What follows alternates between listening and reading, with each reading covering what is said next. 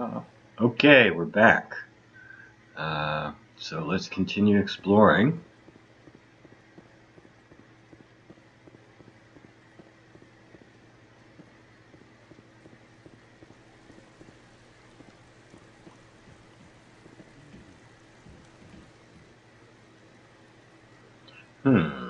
Is right. You're standing on the bench. If you're gonna make a Krogan statue, you might as well make it big, right? Yeah, I guess. Hard to believe the Krogan were once seen as the saviors of the galaxy. Let's go talk to Avina here. Welcome to Presidium Tourism Terminal 3.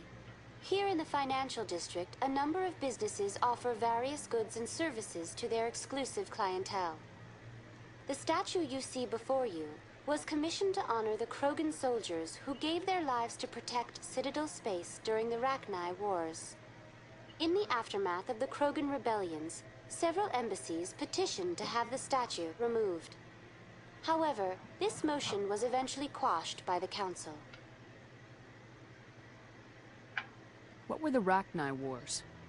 Nearly 2,200 years ago, explorers seeking to expand Citadel space opened up mass relays leading to systems controlled by the Rachni. A highly intelligent and aggressive insect race, the Rachni unleashed a war of conquest against the rest of the galaxy that lasted for nearly 3 centuries. The emergence of the Krogan finally turned the tide in favor of the Citadel species. Krogan forces provided the numbers necessary to halt the Rachni advance and drive them back. The Krogan then pursued their retreating fleets.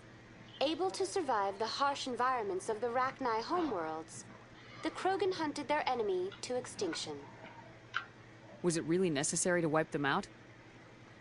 I am sorry, but a value judgment of that nature goes beyond my programming. Tell me more about the Krogan rebellions. In recognition of their efforts during the Rachni Wars, the Krogan were granted several new colony worlds by the Council. Over the next 400 years, the Krogan species began to expand. Blessed with an extremely high birth rate, their numbers began to swell. Faced with a critical overpopulation crisis, the Krogan started a violent colonization of nearby worlds inhabited by other Council species. The Krogan rebellions had begun. For a full century, the Council and its member species fought to bring the Krogan under control. With the aid of the newly discovered Turian Empire, they were ultimately successful. You needed the Krogan to stop the Rachni, then you needed the Turians to stop the Krogan. So who's gonna stop the Turians? I am sorry, but that question is beyond my programming parameters. The Turians are members of the Citadel Council. They are not a threat to galactic peace. Why did the Council fight so hard to keep the statue? The Krogan were instrumental in saving the galaxy from the Rachni threat. The Council believed this historical fact should not be forgotten. The Council also hoped that preserving the memorial would improve diplomatic relations with the Krogan and bring about a peaceful resolution to the rebellions. Unfortunately, the Krogan refused to negotiate and only surrendered after their population and homeworlds had been ravaged by the Turians. Sounds like they got what they deserved. I am sorry, but a value judgment of that nature goes beyond my programming. That's all for now. Thank you for using Avina. Have a pleasant day.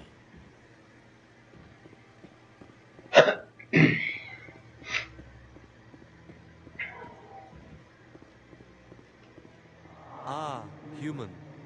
This one is greatly pleased to see you here in my decadent emporium. Who are you? This one's face name is Delaninder, though many in this place simply refer to it as Delan. Please take time to examine the fine goods it has for purchase, all of great worth. Why do you refer to yourself as this one and it? For the same reason that humans are so inquisitive. It is part of our culture. Specifically, Hanar only refer to themselves in the first person with family or intimates. And we rarely do so with other species. It is just our way. Who are you? This one's face name is Delaninder, though many in this place simply refer to it as Delan. Please take time to examine the fine goods it has for purchase, all of great worth. What exactly do you sell? Only the finest and most luxurious items that credits can buy. This one is able to procure almost any item the human would desire, for a price, naturally. I'd like to see these rare and wonderful items. Oh, this one is pleased to do so, human. You will not be disappointed. This is the annoying part here.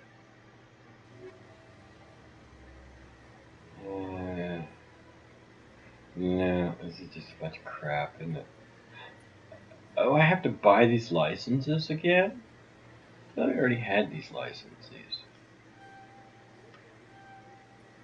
I guess even on a new game plus, you have to rebuy the licenses. Commander, it is good to see you again. Show me your items. Oh, this one is pleased.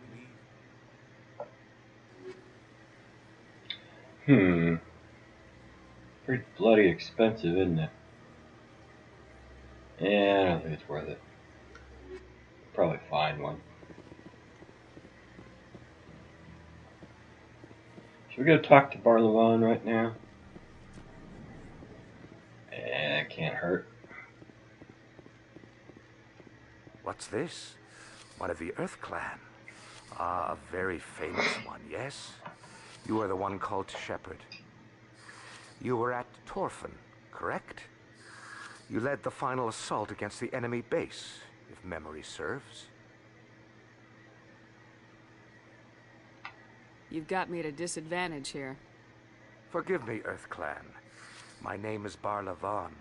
My job makes it necessary for me to keep informed. I am a financial advisor to many important clients here on the Citadel. When someone as important as yourself arrives on the station, I take notice.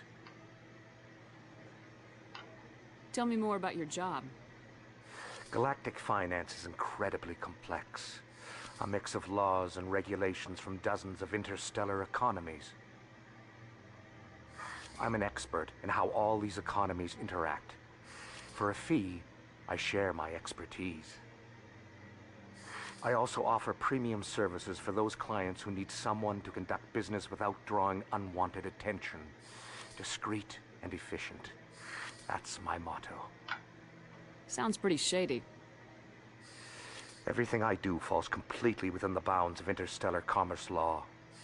Even so, many of my clients would prefer their transactions remain undisclosed. For example, suppose a Hanar ambassador was petitioning the council to reduce tariffs on Hanar goods. How would it look if he had money invested in a Hanar exporting company? Even if his true motives were to help his people, he would be accused of advancing the petition for his own personal gain. I can keep his personal finances private. Still sounds shady to me. Then we can only hope you will never be cursed with a large enough fortune to require my services. What's it like living here on the Citadel? The station is without a doubt the greatest wonder in the galaxy. It is a technological marvel, but its true splendor goes much deeper than the hull and engines. From the Presidium to the wards, the entire station is a testament to the success of the Council. All the species of Citadel space together in a single, strong community. What makes the Presidium so special? It is the political center of Citadel space. 80% of all intelligent species in the known galaxy acknowledge the Council's authority on interstellar matters. But only the most powerful and influential species have embassies here on the Presidium. This level of the station is reserved for the elite, Shepard. People like us. What are the wards like? The cultural heart of the galaxy. They pulse with the lifeblood of millions of citizens from dozens of different species. You never know what you'll find out in the wards, Commander. It's always full of surprises. Fortunately, most of them are pleasant. I should go. Goodbye, Commander. Nothing about the Shadow Broker yet.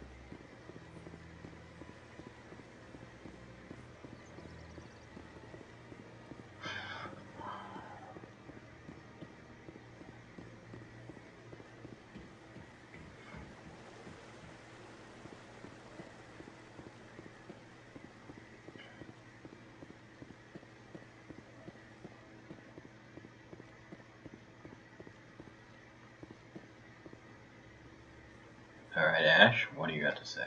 Well, art doesn't normally do much for me, but that relay statue, I like. Anyone else hear that low hum? Sounds like it's coming from that statue. Makes my teeth tingle.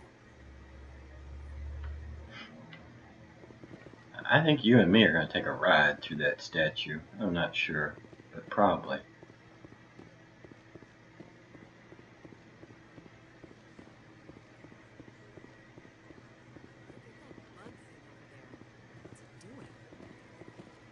Please do not disturb the keepers.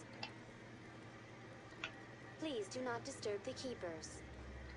Please do not disturb the keepers.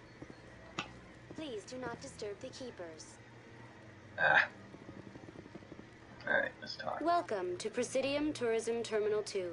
You are standing near the base of the Citadel Tower, one of the Presidium's most recognizable and important structures. Behind me is the spectacular Relay Monument, a scale model representation of a Prothean mass relay. To your left is one of the Keepers, the enigmatic caretakers of the Citadel, working on a control panel. You may see Keepers involved in various tasks throughout all levels of the Citadel. We ask that you do not interfere with them in any way. The Keepers are essential to the smooth operation of the Citadel. Obstructing their daily work will result in harsh penalties, including incarceration and rehabilitation.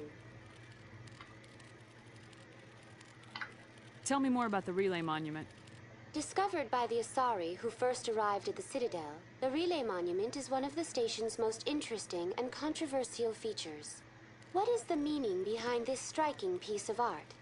Is it a tribute to Prothean vanity? A reminder of their conquest of the galaxy through mass relay technology?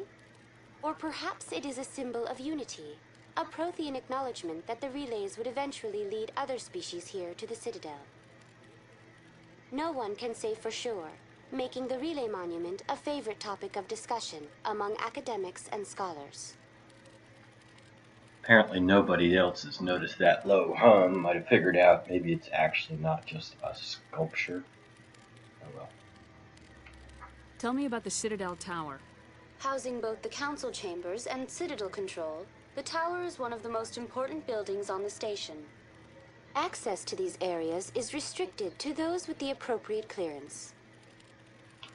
What happens in Citadel Control? Citadel Control handles all incoming and outbound transit. Every ship within 2,000 kilometers of the Citadel is under the jurisdiction of Citadel Control.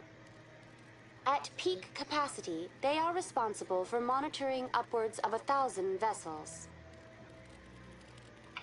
I'd like to hear more about the council chambers. The business of the Council, which often has far-reaching effects on the galactic community, is conducted in a room at the apex of the Citadel Tower. The Council chambers themselves are truly a magnificent sight to behold, though few get to experience the view in person. Typically, only the councilors, ambassadors, and high-ranking officials, along with various support staff, are allowed access. What if someone has business with the council? The average citizen must go through the proper channels if they wish an audience with the council. This is usually arranged through their respective ambassadors. Even then, few are given access to the actual council chambers. In most cases, the ambassador acts on behalf of the citizen. I'm scheduled to have an audience with the council. Only a handful of visitors to the Citadel are ever granted that privilege. I would be jealous, but that is outside the scope of my program. That's I'd like to know more about the Keepers. Little is known about these peaceful servants of the Citadel, though they are essential to the operation and maintenance of the entire station. Citadel regulations protect the Keepers against interference during the performance of their tasks. Failure to comply will result in harsh penalties. Keepers can be seen in all sections of the Citadel, but are typically found in and around the tower. Any particular reason there are so many Keepers in this area? The Keepers do not communicate with other species. It is assumed, however, that the tower houses the Citadel's primary control systems. Many of the station's systems, such as navigation and life support, function automatically. It is believed the Keepers operate those systems from inside the tower's inaccessible core. The Keepers also make frequent appearances in the council chamber itself, though they appear to be just passing through on their way to some other destination. That's all for now. Thank you for using Avina. Have a pleasant day. Who would set up their seat of government in a place where they have no idea how the thing works? I mean, they're totally clueless. It'd be like the United States setting up its base of military operations in some downtown Moscow hotel that they didn't know anything about. I mean, it's just incredible. Who would do this? Nobody in their right mind would do this. There's so many holes in this story. It's incredible. Anyway, I'm going to end it here. And I think we're going to go down to the wards next and look around there and maybe talk to that Turian general for Shire. Until next time.